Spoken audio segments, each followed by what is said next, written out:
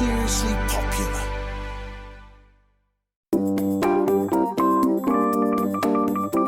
Welcome, dear listener, to the Life of Bridie bonus episode. Essentially, on Mondays, it's all about me, and Fridays, it's the life of you. My guest from Monday, James Middleton, is back again to help me tackle some of your troubles. James's new book, Meet Ella, the dog who saved my life, is out now. If you missed my chat with James, it's there waiting for you in your podcast app. Today, Emma's career in finance is just not adding up. Should she trade spreadsheets for sketchpads? Jessica's on the night shift and not by choice. And it's a family affair. Will my 11-year-old daughter convince her parents to get a dog? All of your problems solved right after this.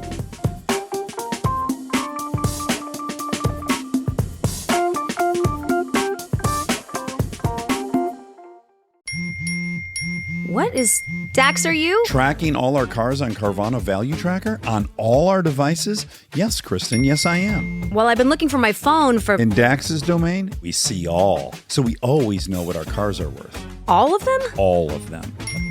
Value surge, trucks up 3.9%. That's a great offer. I know. Sell? Sell. Track your car's value with Carvana Value Tracker today. Wow. What's up? I just bought and financed a car through Carvana in minutes. You? The person who agonized 4 weeks over whether to paint your walls eggshell or off-white bought and financed a car in minutes? They made it easy. Transparent terms, customizable down and monthly. Didn't even have to do any paperwork. Wow. Mm-hmm. Hey, have you checked out that spreadsheet I sent you for our dinner options? Finance your car with Carvana and experience total control. Financing subject to credit approval. Right, we have a message from Jessica, who is also known as Sleepless in Sunderland. She says, I'm writing this at 4 a.m. as I've been struggling with a lack of sleep that's turning my life into a bit of a circus.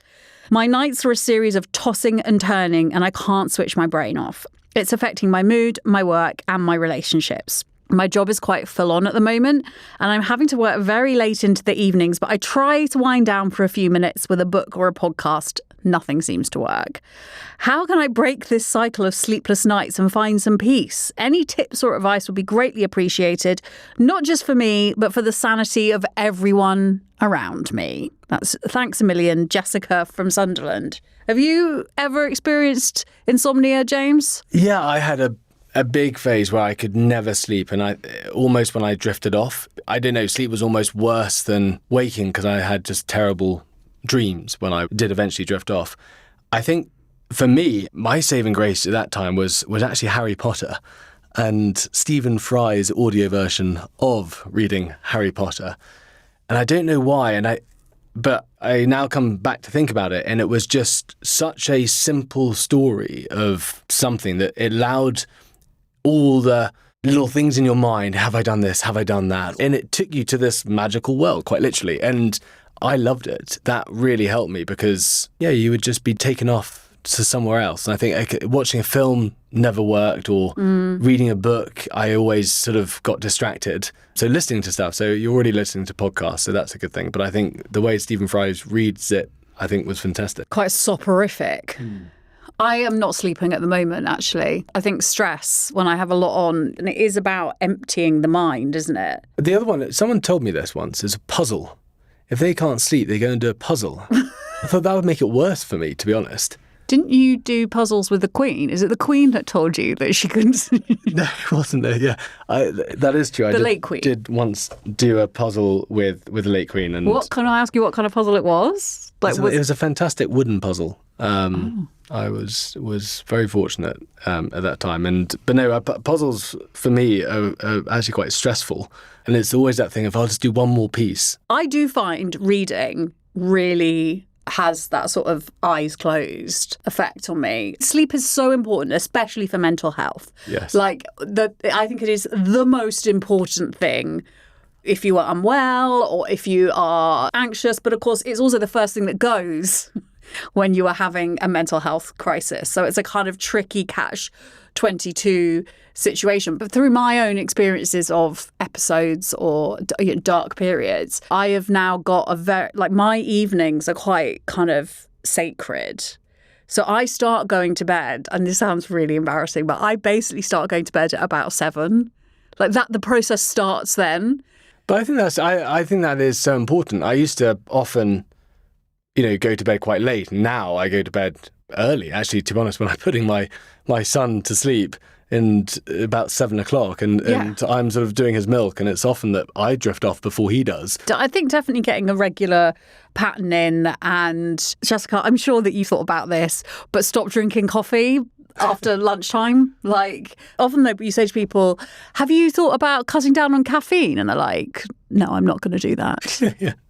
Well, I tell you what, if you're recommending reading, then I can recommend a really good book that's just come out. What would that be, James? It's about a wonderful relationship between a man and his beloved dog. And it's called Meet Ella, the dog who saved my life. But hang on, you were doing the audiobook, aren't you? Yeah, hopefully I can talk you to sleep. Also, the other thing, Jessica, you say here, how can I break this cycle and find some peace? And do you know what? Sometimes I think the way to break the cycle is to accept it.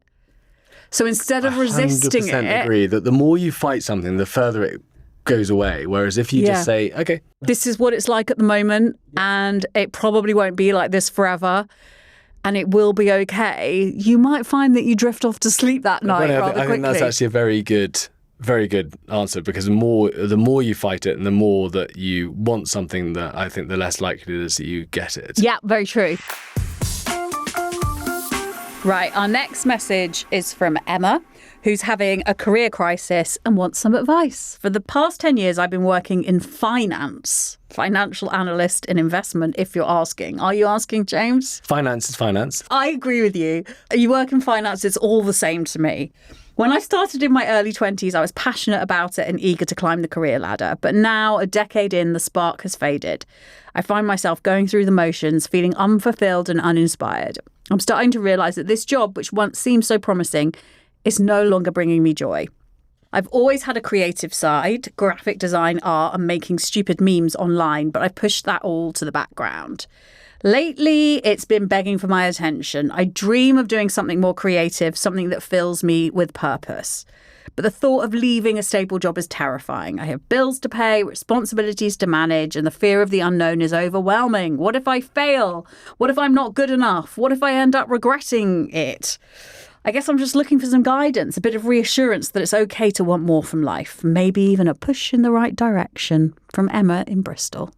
Yeah, I think something I learnt a while ago is really pursue what makes you happy. And I think life, if you plan it out all too much and you look for a reason, I'm not going to say that this is similar, but it is. It's a bit like getting a dog. Mm-hmm.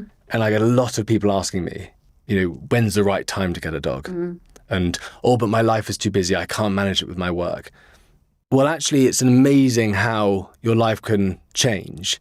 And if you, and the most common thing people say is, when they eventually do get a dog and they said, we should have done this years ago. Yeah. It's so wonderful. And actually, that's sort of should be the trigger to me anyway, is that just do it. Just don't be irresponsible. But ultimately, it's amazing how much your life can change and adapt to take on these new challenges. And the longer you leave it, the more you'll regret. Wise words indeed.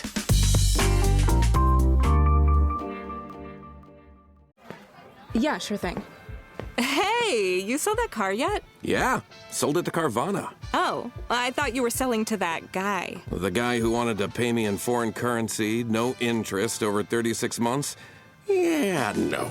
Carvana gave me an offer in minutes, picked it up, and paid me on the spot. It was so convenient. Just like that. Yeah. No hassle. None. That is super convenient. Sell your car to Carvana and swap hassle for convenience. Pickup fees may apply.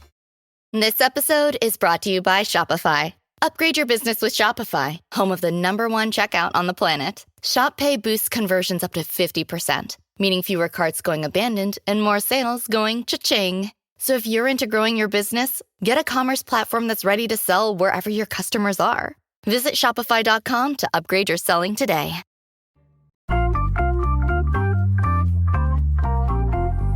It's funny you should mention getting a dog just now, because the last message is from my 11-year-old daughter.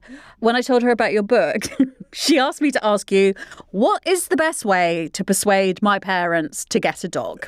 I love this. For me, I wrote letters to my parents asking and giving them a list of reasons, of all the reasons why I should be allowed to get a dog. And they actually went unanswered. And eventually we did get a family dog. How old were you when you got the family dog? Just asking for a friend. It was a really torturous time. I was 13. I was packed off to boarding school just on the same month that the dog comes. So the was new the puppy dog comes was home. the dog like a Replacement? Like all the children had left the nest, so to speak, or were away, and in comes Tilly. And I was like, this is so unfair. For 13 years, I've been campaigning for a dog, and just as I'm leaving home to go off to boarding school, you get a dog. But Tilly was there on the holidays and the weekends. The one thing I would say that to tell your mother is that the day that you get a dog will be the day that your mother will say, we should have done this a few years ago. Okay, but here's the thing, right? We had, until last year, we had guinea pigs. And sadly, the guinea pigs shuffled off their mortal coils. And the guinea pigs were like, I loved them. And but I spent a lot of time, as someone with a history of mental health issues, I spent a lot of time obsessing about the guinea pigs and worrying about the guinea pigs. So like I felt that a lot of the kind of, for me, the mental health benefits of the guinea pigs were outweighed by my terror that at any given moment a fox was going to come and get them, or that they might get, there's some sort of guinea pig disease that I was worried about. And I think there's kind of like, for some people, having an animal is very calming and very kind of a relaxing thing to do. For me, it's another thing to be terrified that I'm responsible for. I do think there's a lot more benefits that can outweigh that. And I think the important thing would be the right breed of dog, rather than getting one that you like the look of, more getting the one that has the right temperament So and can fit into your life. What has the right temperament? There are, off the top of my head, I don't want to recommend one without knowing perhaps more. Oh, right. But there are, but for example, you can, in fact, there are some fantastic things you can do to see how a dog will fit into your life, and that's fostering. Right. Fostering dogs. So I would do a lot of work with the Dogs Trust, and if you get onto their fostering program, you can have a dog that, rather than it living in a home, in one of their centres, it lives in a home environment with you, but perhaps isn't yours to stay with you because they're still looking for a home. But if it then so works out that this dog is pulling on your heartstrings, and that it doesn't increase your stress and anxiety, then there's an argument that he could stay. Would you also argue to this poor sweet child who has sent in a question, would you also make the point to her parents that actually pets are a really good way for kids to learn about life on life's terms and responsibility and looking after things? 100%. There's definitely, from having guinea pigs and the life journey that guinea pigs take you on, I think there's another journey that dogs in particular can take you on, and they can be a real sort of solace in challenging times, as they have been for me, and but they can be the absolute laughter, and your enjoyment of a walk is suddenly enhanced significantly more. And I think the general hygiene levels sort of might go down, but as a result, the immune system goes up, and your ability to fight off things gets stronger. I think if you overthink it, there will be as many reasons to get one as there isn't. But I think ultimately the best thing you can do is to do the research, find the right sort of dog for your environment, and go for it. So go for it. Just generally, your advice today is, I think as long as you've done your research, you've got you accept that there's a financial responsibility with having a dog, and that that dogs are part of the family. They're not just an add-on. They if you see them as a family member, I think dogs can give so much to a household, and any household that has one, I think, is very fortunate. I shall bear that in mind. Thank you, James. No worries.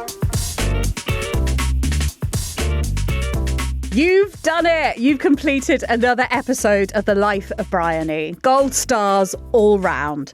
It's important to set goals in life, and we've decided that our initial one is that we'd like this podcast to run for longer than the Liz Truss Premiership, which means we've got another 35 days to go. You have to do this.